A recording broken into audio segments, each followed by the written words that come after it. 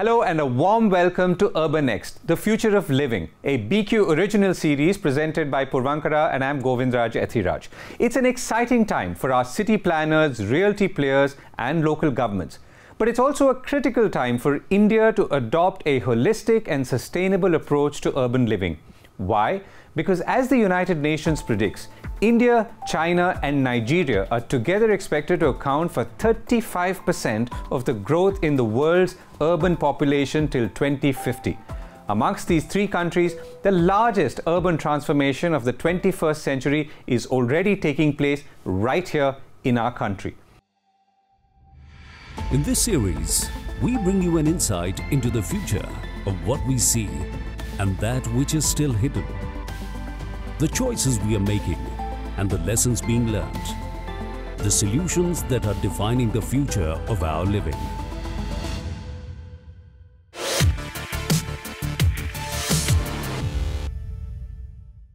India's real estate sector is expected to contribute a huge 13% to the country's GDP by 2030. Now that translates to about $1 trillion market. So clearly, the future of our cities is not only critical, but it also brings big opportunities.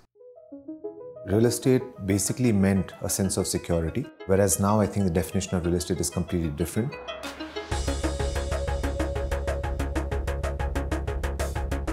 Today, the younger generation is aspiring for much more. It's also creating that living experience beyond four walls. Do I get good quality air? Do I get good quality water? Do I get technology in my home? Energy efficiency, waste management. Can you just have water off the tap and drink it?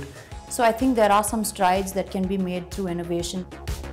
We are a young economy and we still have the youngest population of the world. So the future of living will be to look at these young millennials and will expect us to provide them a product which will be akin to their way of living.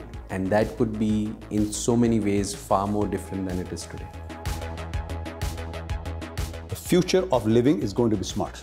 People are going to live in smart cities. People are going to live in smart houses. I think the next seasons are going to be on the affordable housing rather than the luxury living. From concept to execution to inside the apartment, technology will play a key role going into the future. And people are going to look at sustainable societies. They're going to look at what is there in offer. They are no more going to be happy with just blocks of houses, roads and parks.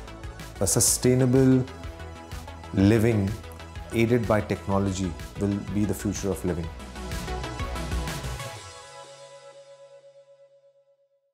There is so much to talk about how cities are coping and adapting to change. And what can be better than having one of the most renowned architects of the country to talk about the future of living.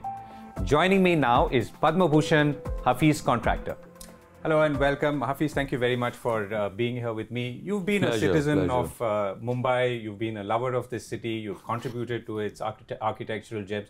So when you think of this city today, as you look back over the many decades that you've worked here, what are the good things that stand out for you and what's the bad? See, it's like this, that one should understand a little bit about Mumbai. Mumbai is an island city. Now, the main problem with Mumbai is that you can say is laws. More people come, we are not providing for their housing. When we say that we provide for the housing, it's not affordable.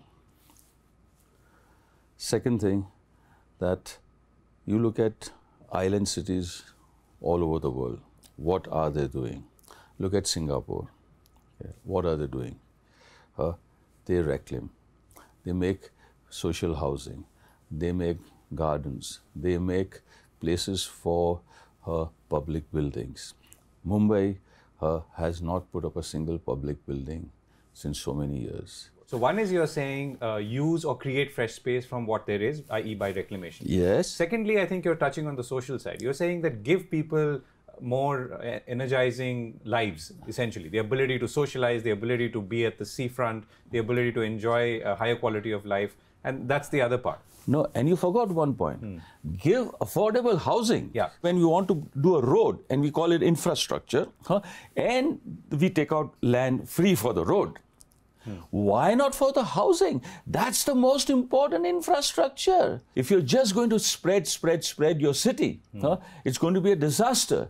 You have to densify the city so that you depend more on public transportation. You don't depend more on fossil fuel and cars. Right. So between, let's say, trying to rejuvenate existing cities, wherever they are in this country, and building new ones, I mean, given where we are, given the fact that we will continue to see high amounts of migration to urban centers, what would be your approach? There'll be migration to urban centers, so select those centers where there is going to be migration.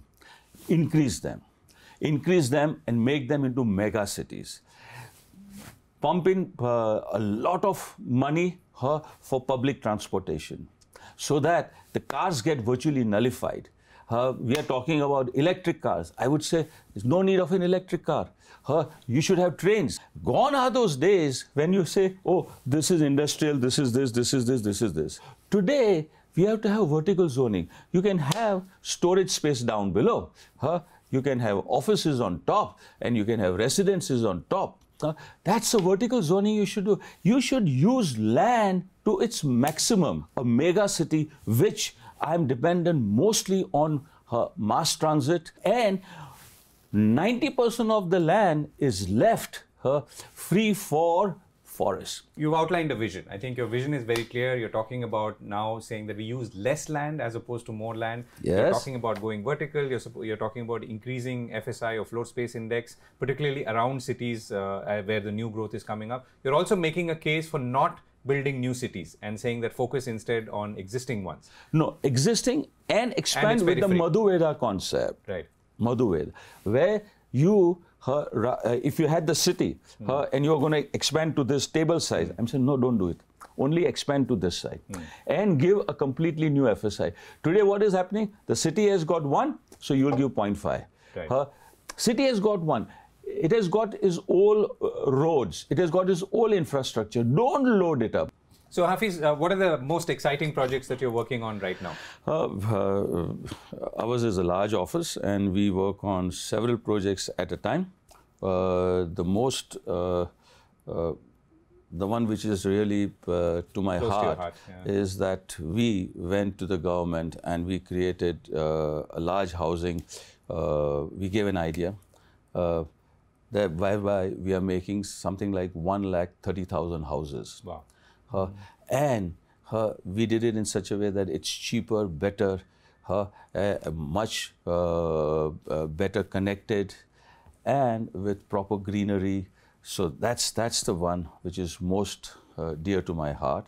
Yes, there are other projects also. We are working with Puravankara, and what I like the most about it is that we are doing a very large scheme, outskirts of Pune, where as my thinking, we are making small houses and we are making it in a nice way. It's a small house with proper facilities, and it really looks like a resort. So it's not that you make small houses, it's economical houses, but they are more beautiful, better facilities. So that's another. And there are several, we are doing lots of institutes, we are doing lots of colleges, and teaching is one. So life has been good and God has been kind. Right. That's a wonderful note to end on. Thank you so much, Hafiz, for speaking to us. Thank you, sir. Thank you. The future is exciting, and it has brought many opportunities for our urban planners, real estate developers, and governments. In the next episode of UrbaNext, The Future of Living, I will bring you more insights on a different aspect. Until then, it's a bye-bye for me.